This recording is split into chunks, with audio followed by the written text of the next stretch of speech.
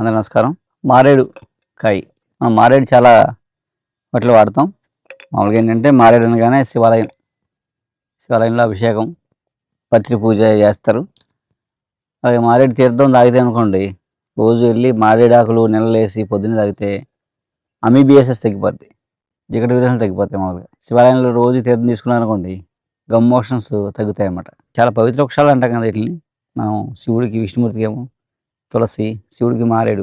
మారేడు మామూలుగా ఏం చేస్తుంటే మారేడు యొక్క లక్షణం ఏంటంటే, ఒక స్థిరమైన ఆలోచన, ఒక పని మీద ఫోకస్ ఉండలేదు అనుకోండి, మనం ఏమనుకుంటాం, ఈ పని చేద్దాం, పుస్తకం చదువు మాట్లాడతాం, కానీ ఇంకో పుస్తకం ఇంకో చదువుదాం అనిపిస్తుంది, ఇంకో పని చేద్దాం అనిపిస్తుంది.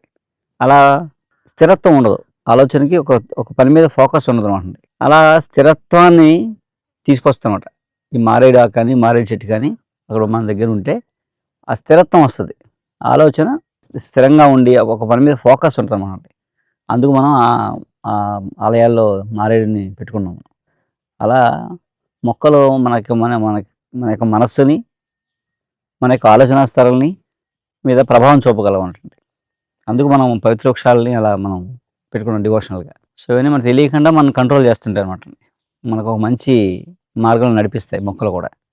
అలాగే మారేడు మొక్క, మారేడు చెట్టు, మనం కాయలు, పత్రి ఉపయోగాలు వాడిన హోమాలు వేస్తాం రకరకాలుగా. మామూలుగా మనకు మందులో ఉపయోగం ఏంటంటే, ఆరోగ్యపరంగా ఉపయోగం ఏంటంటే మారేడు గుజ్జు షర్బత్తు మనకి ఏంటంటే దైవికంగా ఎలా వాడతాం, అలాగే మందుల్లోని వాడతాం, అలాగే ఆహారంగా కూడా వాడతాం. 3 రకాలుగా. ఇప్పుడు ఆహారంగా అనేటట్టుగా ఏంటంటే మారేడు షర్బత్.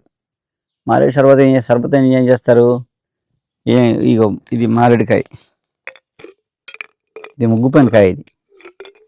దీన్ని పగల కొడితే దీన్ని కొట్టిన గుజ్జు ఇదంతా ఇది నీళ్ళలో వేసేసి ఇలా పిసికితే, ఇది మళ్ళీ నీళ్ళలో వేసి బాగా పిసికితే గింజలు పిప్పంతా వచ్చేస్తుంది.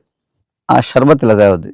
దీంట్లో కొంచెం బెల్లం వేసుకున్నాను, తేనె వేసుకున్నా తాగొచ్చు అనమాట. ఇలా తాగడం వల్ల ఏంటంటే సుఖ విరోచనం అంటాం. అంటే పొద్దున్నే సాఫీగా విరోచనం సరిగా అవుతుంది, జీర్ణశక్తి పెరుగుతుంది.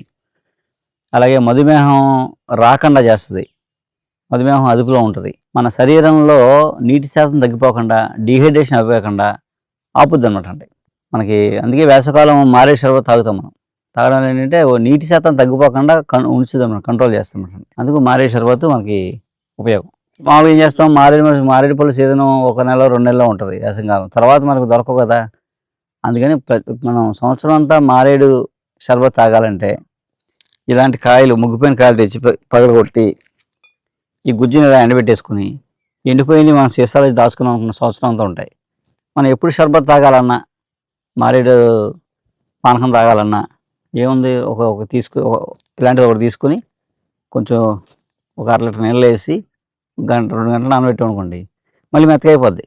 ఇలా పిసికిగానే మళ్ళీ ఇలా వచ్చేస్తుంది షర్బత్ లాగా. కొంచెం బెల్లం వేసుకున్నాం, నిమ్మరసం వేసుకున్నాం, తేనె వేసుకున్నాం, తాగేచ్చు అనమాట. సంవత్సరం అంతా తాగడానికి ఇది ఒక మార్గం. ఇందులో విటమిన్ సి, విటమిన్ ఏ కూడా ఉన్నాయన్నమాట. విటమిన్స్ అన్ని రకాలుగా ఆరోగ్యానికి చాలా మంచిది. మనం కందమూలాల గురించి చెప్పుకున్నాం చాలాసార్లు. కందమూలాల్లో చాలా రకాలు మనకు దొరుకుతాయని. సో అవి ఇప్పుడు అంతరించిపోతున్నాయి, చాలా అరుదుగా ఉన్నాయి, అవి మనం పెంచబోతున్నాం అని చెప్పాం. అందులో క్షీర విదారి అంటే పాలగుమ్ముడు అని పెద్ద దుంప చూపించి మీకు చెప్పాను. ముసలితనం రాకుండా చేస్తుంది, రిజ్యూనేషను. ఇలాగా ఆ దుంప తింటే ఆరోగ్యం, మంచి సంతానోత్పత్తికి పనిచేస్తుందని చెప్పాం.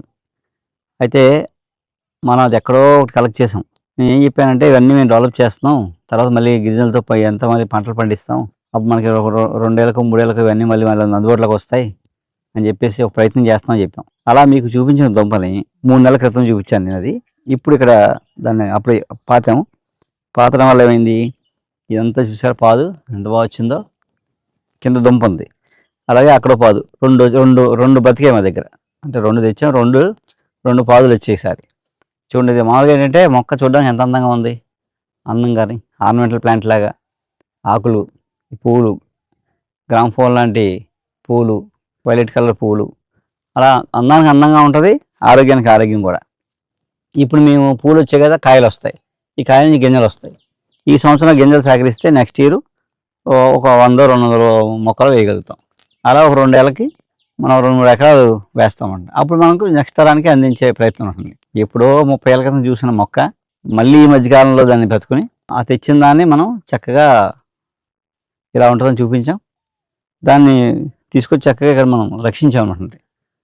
సో దీని నుంచి మనకి మళ్ళీ అంతరించిపోయే మొక్కల్ని అభివృద్ధి చేయడం అంటే ఇది ఎంత ఎంత ఎంత కష్టం ఉంటుంది వెనకాల. అలా మనం ఇక్కడ దాదాపు ఒక 200 రకాల దాకా మనం ఇక్కడ సేకరించి ఇక్కడ ఒక మదర్ ఫారెస్ట్ డెవలప్ చేస్తున్నాం, మెడిసినల్ అండ్ ఫుడ్ ఫారెస్ట్ని డెవలప్ చేస్తున్నాం. సో దీని నుంచి విత్తనాలు తీసుకుని నెక్స్ట్ ఎకరాలు వేసి అందరికీ అందుబాటులో తీసుకోవడం కోసం చేసే ఒక ప్రయత్నం ఇది.